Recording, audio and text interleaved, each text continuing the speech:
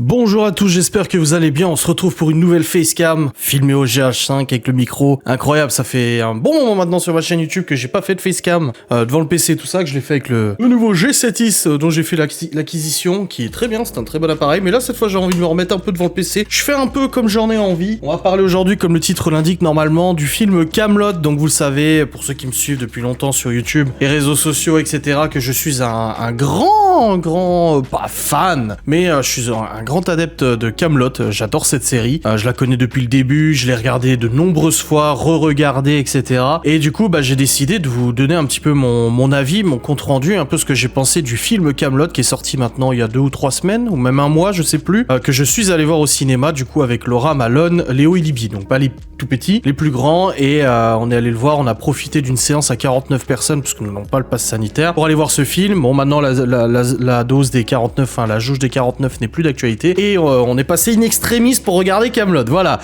C'était pour moi super important de voir ce film. Je voulais le voir à sa sortie, mais bon, on a dû attendre un petit peu parce que les enfants étaient là, l'organisation et tout, c'était pas le plus pratique et tout. J'ai essayé de pas me spoiler le plus possible sur internet, ça a été très difficile, donc j'ai été forcément spoilé, mais le plaisir était quand même là de me rendre à cette séance et de voir ce film Kaamelott qui dure 2 heures, je crois. Alors, je vais pas vous faire une critique de cinéma comme les spécialistes qui font des critiques de cinéma que je regarde parfois et tout sur YouTube, parce qu'eux, ils sont vraiment calés ce sujet. Juste vous donner mon avis, moi, personnel, en tant qu'Adrien, de l'Adrien que vous suivez tous les jours en vlog et tout ça. Je vais vous faire une partie sans spoiler et une partie avec spoiler. Du coup, je vous arrêterai en fait en cours de discussion pour vous dire, bon là, on va commencer spoiler, pour que vous puissiez arrêter la vidéo si vous n'avez pas encore vu le film, même si bon, je veux dire, ça fait un petit moment qu'il est sorti maintenant. Si vous n'êtes pas encore allé le voir, à mon avis, vous avez quand même été pas mal spoilé sur internet. Bref, qu'est-ce que j'apprécie dans Kaamelott déjà? Moi, j'aime bien l'humour, j'aime bien les acteurs, etc. Franchement, je trouve que c'est bien. Je vais pas commencer à partir dans des détails techniques, la réalisation, etc., parce que c'est pas mon point fort et c'est pas mon domaine. Le cinéma, etc. Je pense que des gens sont plus adeptes, plus capables d'en parler que moi au niveau des caméras utilisées. Apparemment, c'est une Alexa ou je sais pas quoi. Enfin bref, tout ce qui est caméra, tout ce qui est réal, etc. Je vais juste dire 2-3 trucs, mais le reste, non, j'en parlerai pas. Mais moi, ce que j'aime dans Kaamelott et ce que j'ai toujours aimé dans Kaamelott, de toute façon, c'est l'humour et tout ça. Et des 6 livres qui sont sortis, donc de livre 1 à livre 6, mes 2 préférés, parce que j'ai vraiment les 2 préférés, ça a été le livre 5 et le livre 6. Voilà. Et je trouve que sur Kaamelott, il y a une communauté en fait qui est assez divergente là-dessus. C'est qu'on a les gens qui sont adeptes des 4 premiers livres, donc où c'est vraiment des petites bulles humoristiques, etc. sur le thème de Kaamelott avec Alexandre Astier, ses collègues et tout ça. Et il y a les adeptes des livres 5 et livre 6 qui sont en fait des épisodes beaucoup plus profonds, plus longs déjà, plus profonds, plus dramatiques, comédie. En fait, c'est une comédie dramatique où là on rentre dans le détail d'Arthur, on rentre dans le détail des personnages, et au-delà de faire des petits sketchs comme ça à la caméra café, on rentre vraiment dans un truc très construit, je trouve, et très profond. Voilà. C'est vrai que j'ai toujours préféré le livre 5 et le livre 6, contrairement à d'autres personnes que je connais, hein. J'ai des personnes que je côtoie tous les jours et qui me disent, moi je préfère les premiers livres quand c'était drôle.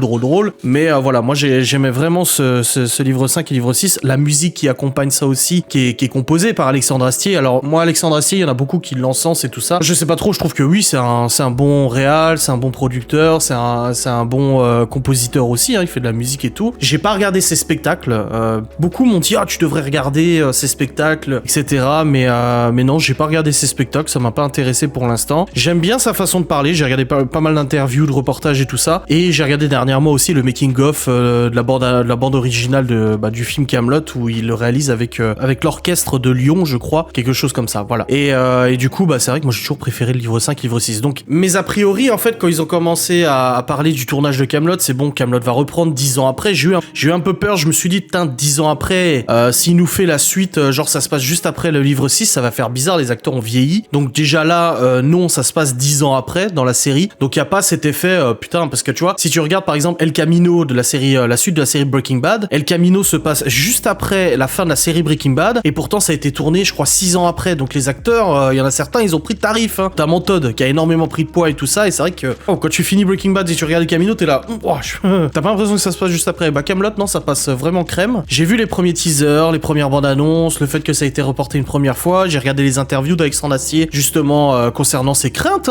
sur Kaamelott et tout ça, où il disait je vais décevoir des gens, etc. Mais c'est vrai que là-dessus j'ai pas eu trop peur, parce que étant plus adepte du livre 5, livre 6, je me suis dit quand il dit qu'il va se mettre des gens à dos, à mon avis il va continuer dans le drame, dans la comédie, dans le drame, dans l'histoire profonde, plutôt qu'un film comique à la Astérix Obélix ou des trucs comme ça, tu vois. Donc j'étais pas pas trop inquiet pour l'histoire en elle-même, pour le scénario et tout ça, mais j'étais quand même très curieux et je me suis dit putain j'ai peur. Alors forcément le film est sorti, je l'ai pas vu tout de suite, donc j'ai regardé un peu les avis des gens sur internet sans me faire spoiler. J'ai vu que les notes, les critiques presse, bon comme d'habitude c'est pas ouf, mais les critiques spectateurs étaient énormissimes, très bonnes notes critiques spectateurs, et je me suis dit bon visiblement ça tient la route parce que tu sais 10 ans après sortir la suite d'une série comme ça en film, 10 ans après, et sachant l'attente des gens, parce qu'il faut pas croire, la communauté Kaamelott elle est énorme et ça doit mettre une sacrée pression sur les épaules d'Alexandre Astier et de son équipe pour faire ce film. Je trouve qu'il s'en est bien sorti et visiblement ça a été le cas. Donc là je vais parler de sans spoiler, je vais pas raconter l'histoire, juste vous dire ce qui m'a plu et ce qui m'a pas plu dans le film. Alors, les choses qui ne m'ont pas plu, je commence déjà par ce qui m'a pas plu dans le film parce que c'est ce que je disais avec mon ami qui bosse dans le cinéma. Pour moi, on est à ça,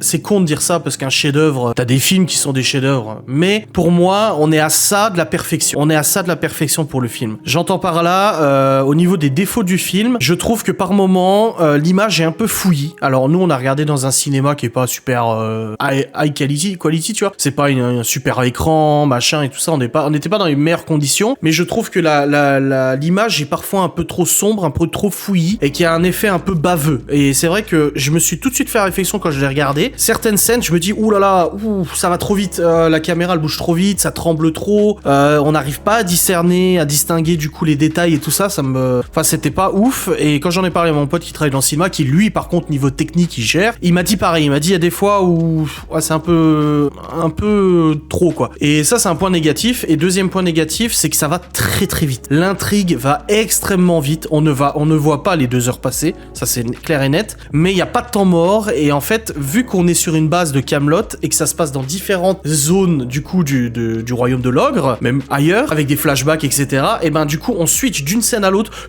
on va là, on va voir eux, et puis là, et puis on retourne dans le passé, on regarde un souvenir, et puis ci, et puis ça, machin. Et en fait c'est vrai que c'est très très très très rapide, et c'est le deuxième point négatif, c'est que ouais je trouve que c'est le film pour moi 15 minutes, une demi-heure de plus, pas de souci quoi. Si ça avait pu éviter un petit peu cet effet un peu speedrun comme ça, je pense que ça aurait été sympa. Mais après voilà, comme je vous dis, c'est mes critiques, c'est mes points négatifs. Moi je suis personne pour juger le travail d'Alexandre Astier ou de n'importe quel réalisateur, mais je vous donne mon avis moi de spectateur. J'ai trouvé ça un peu l'intrigue elle fast. Voilà, on passe à côté des facilités scénaristiques qui sont nécessaires pour une intrigue justement condensée en 2 heures et tout ça, genre les voyages temporels, les mecs voilà, Alexandre Astier a essayé de justifier 2-3 trucs, mais je trouve que ouais, ils voyagent un peu vite les mecs quand même. En fait, ils voyagent aussi vite que l'intrigue, tu vois. Il y a 2-3 trucs comme ça que j'ai trouvé un peu voilà, un petit peu léger. Mais sinon pas d'autres points négatifs franchement à part l'image et à part cette rapidité, non. En positif après, le plaisir de retrouver les personnages, même si certains personnages n'apparaissent que quelques secondes, alors qu'en fait on a passé des saisons à les voir et tout ça. Ça fait partie du jeu, hein, franchement là-dessus je trouve que c'était un grand défi pour Astier de pouvoir tout condenser en 2 heures cette première partie. Ça va être en 3 volets, le premier volet en 1 heure. Ouais, il a dû condenser de ouf en fait, et c'est vrai qu'il y a certains personnages, on les voit pendant 10 secondes et hop, ils disparaissent, on les voit plus, tu vois. Et c'est vrai que c'est un peu perturbant, mais d'un autre côté, ouais, je comprends que c'était chaud. Donc on retrouve tous les bons personnages, on retrouve les lieux, on découvre enfin Kaamelott de l'extérieur, et ça fait bizarre, ça fait plaisir, on découvre Kaamelott de l'extérieur, on découvre des endroits qu'on n'avait jamais vus. Donc au niveau voyage, au niveau image, c'est beau quoi. Niveau image, décor, costume, etc., je trouve qu'il y a un super boulot qui a été fait. J'ai vu quelques critiques de gens qui disaient que ça fait un peu kitsch et tout ça, too much, mais moi je trouve que en fait ça va avec l'univers Kaamelott quoi. C'est Kaamelott, hein, on n'est pas sur un film historique quoi, on est sur Kaamelott quoi. Donc je pense qu'il faut être un petit peu indulgent. Donc c'est vrai que je trouve au niveau des décors, au niveau des images, au niveau de la colorimétrie, au niveau des paysages qu'on peut voir, c'est magnifique. Moi j'adore. Ensuite la musique, la musique c'est un régal. Combien de fois moi je me repasse la bande-annonce, la bande originale de Kaamelott livre 5, livre 6. Je trouve qu'il y a, Astier là-dessus il gère de ouf. On aime ou on n'aime pas, c'est une question de goût, mais je trouve que la musique, en plus il l'avait dit, la musique a une place prépondérante dans le film, et c'est vrai, la musique joue un rôle dans le film, et sans vous spoiler, et franchement je trouve vraiment qu'il a vraiment bien composé. On a des belles musiques, des musiques qui te restent après, notamment une scène que je vous parlerai dans l'événement, dans la partie spoiler, mais vraiment je trouve que niveau musique c'est cool aussi quoi. Donc pour moi, il y a plein d'autres points positifs à vous dire, mais ça sera plus dans le côté spoiler, mais pour moi vraiment ça a été un soulagement que le film soit aussi bien. Moi je le trouve super bien. Si je devrais mettre une note sur 10, je mettrais 8 sur 10, tu vois, parce qu'il y a ces 2 petits points qui, je comprends, ça n'a pas été simple de caler, mais pour moi cette rapidité, cette image, c'est un petit peu dommage, mais le reste franchement c'est crème quoi, c'est du Astier, c'est c'est Astier qui a fait du Astier, c'est ce que mon pote me disait qui bosse en cinéma, il m'a dit il a fait du Astier. Voilà, exactement. Il a fait ce qu'il avait envie de faire et on voit qu'il y a le cœur, il a mis son cœur dedans, quoi, dans ce projet. Je pense que ça n'a pas été facile pour lui, hein, vraiment. Bref, on va passer sur la partie spoiler maintenant. Donc ceux qui ne sont pas... Donc je vous recommande d'aller voir le film, hein. Tout est cousu. J'ai pas de ligne rouge, j'ai pas de ligne rouge, j'ai pas de fil rouge, j'ai pas de... Voilà, je me suis pas calé ce que je devais dire, donc n'hésitez pas à aller le voir. Si vous êtes fan de Kaamelott, n'hésitez pas. Si vous n'êtes pas fan de Kaamelott, n'hésitez pas non plus. Par contre, une dernière chose, si vous n'avez jamais regardé Kaamelott, pour moi, ça va être difficile de suivre le film. Astier disait lors d'une interview, non, les gens qui n'ont jamais vu Kaamelott, ils peuvent encore à la limite le regarder, mais moi, je vous conseille de regarder les saisons avant. Je vous conseille de regarder Kaamelott avant ou après, à la limite, pour comprendre le truc, mais vraiment, si vous avez jamais vu Kaamelott, bah, ça va être, je trouve que ça va être un peu difficile et ça perdra un peu de sa saveur. C'est dommage, quoi. Ça perdra de son intensité, ça perdra aussi de certaines scènes clés, tu vois. Donc, bref. Allez-y, allez le voir. Moi, je vous le recommande à 100%, quoi. Au niveau partie spoiler, donc attention, spoiler. Bah, je vais pas répéter ce que j'ai dit avant au niveau des qualités. Je trouve que les scènes sont bien amenées. La scène de la découverte d'Arthur, etc. Je trouve que j'aurais aimé un petit peu plus d'intensité sur la découverte d'Arthur, donc où il se trouve. Donc, il se trouve isolé, en fait, près de là où il y a des pêcheurs, etc. Il est un peu esclave, si tu veux, et tout ça. Je trouve que c'est un peu dommage, la découverte d'Arthur. L'action se passe un peu vite. J'aurais aimé peut-être un petit peu plus de choses péchues au début. Je trouve qu'au début, ça fait très vite. Allez, on ramène Arthur, il revient, on le capture, on le livre à quelqu'un, et puis il se fait recapturer, et puis il se fait libérer, et puis après, voilà. Donc c'est vrai que je trouve que ça fait un petit peu fouillis, cette histoire de Arthur qui revient et tout. Donc c'est un petit peu dommage, mais ça fait quand même grave plaisir, on retrouve plein de personnages et tout. Autre chose aussi qui m'a un petit peu embêté au niveau partie spoiler, c'est pas que ça m'a embêté, c'est que Arthur, voilà, c'est du Arthur, je veux pas être roi, je suis pas roi, je veux pas être roi, etc. Et en fait, le switch où il accepte finalement de retirer Excalibur, qui flamboie et qui s'éteint après Excalibur, ce switch là, en fait, il est très rapide, quoi. Je le vois pas venir, je l'ai pas vu venir, c'est que 5 minutes avant dans le film, c'est arrêtez de m'appeler sire, je veux pas être roi, etc. Et 5 minutes après, le bonhomme, hop, allez hop, je vais retirer l'épée, et puis j'accepte ma mission, etc. Tu vois. Donc je trouve que ça a été un petit peu, mais bon, ça rejoint un peu le côté un peu rapide, mais vraiment c'était cool, quoi. Il y avait la résistance avec Kaamelott, il y a la résistance avec Perceval et Caradoc où ils creusent dans les souterrains. Je trouve que la scène était vraiment rigolote. La résistance a été bien montrée. Ils ont bien montré le fait qu'il y avait une vraie résistance, qu'ils s'étaient tous réunis autour d'une nouvelle table ronde, enfin tous une partie pour pouvoir décider de ce qu'il fallait faire pour la résistance et tout ça. On voit vraiment qu'il y a une défiance vis-à-vis du pouvoir de Lancelot qui est quand même assez costaud. Après, au niveau de Lancelot, je l'ai trouvé bien dans son personnage. Beaucoup critiquent son costume, mais moi je trouve ça rigolo. On perçoit vraiment sa folie. Et le fait qu'il ait complètement perdu la boule, quoi. Et voilà, le fait qu'il donne des territoires aux Saxons, du coup les dieux s'énervent, il y a tout qui devient noir, il y a de la fumée, enfin voilà, les bougies s'éteignent et tout ça. Je trouve qu'on a bien perçu la folie de Lancelot. Et dans ce film, je trouve qu'on n'a pas de réel danger. Je trouve qu'Arthur n'a pas de réel danger et n'a pas de réel ennemi. Parce que Arthur revient, il a son Excalibur, Lancelot, il ne paraît pas du tout méchant. Lancelot ne paraît pas menaçant du tout, mais vraiment pas du tout, quoi. Tu vois, quand Arthur, il va sauver Guenièvre de la tour, qui va la chercher et tout ça. Après, il y a la scène, justement, où il retourne dans la tour avec Guenièvre pour aller chercher en gros, le diadème qu'elle avait à son mariage avec Arthur, et puis là, le fameux bisou. Arthur embrasse Guenièvre sur une musique absolument magnifique, une scène très très belle et tout ça. Lancelot, en fait, je vois Guenièvre disparaît, et t'as pas l'impression que ça le met en pétard et tout. Oui, ça le met en pétard, mais je sais pas, moi j'ai vraiment pas perçu du tout Lancelot comme menaçant, ni les gens qui sont autour de lui, voilà, le roi Lot, le jurisconsulte et tout ça, je les ai pas trouvés du tout menaçants, au contraire. Je trouvais que ces personnages étaient plus une caricature. Voilà, donc c'est vrai que quand Arthur est revenu, il a retiré Excalibur. Moi je me suis dit, bah c'est bon, il va mettre une dérouillée à Lancelot, ils vont y arriver, ça va passer comme une lettre à la poste, et puis voilà, et c'est ce qui se passe. Arthur arrive à mettre une dérouillée à Lancelot, il le laisse partir, voilà, mais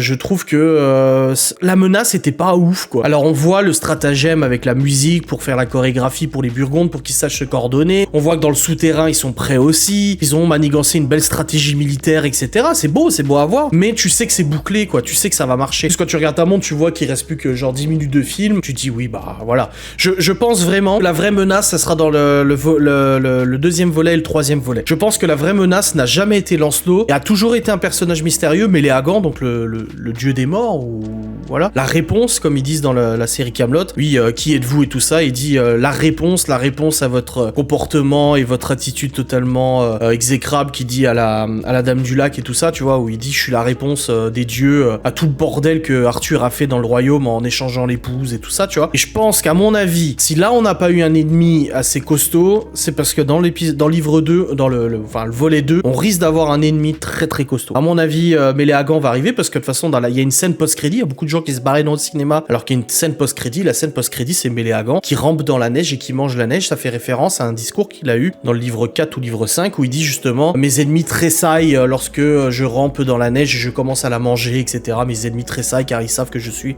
de retour, en gros. Donc je pense vraiment que là, au niveau...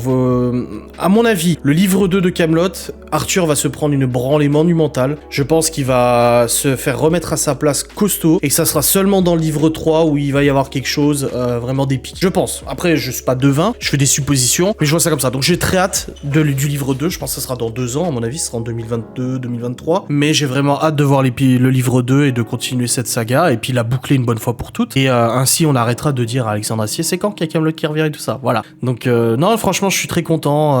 Je suis très content de cette série. Je suis très content de ce film aussi. Je regrette absolument pas. J'aimerais bien le voir une deuxième fois d'ailleurs. Ça me ferait plaisir de le revoir une deuxième fois, peut-être pour des détails qu'on n'a pas captés ou des choses comme ça. Mais voilà, moi j'ai kiffé. J'ai kiffé mon moment. Je suis ressorti, j'ai dit putain, il était trop bien.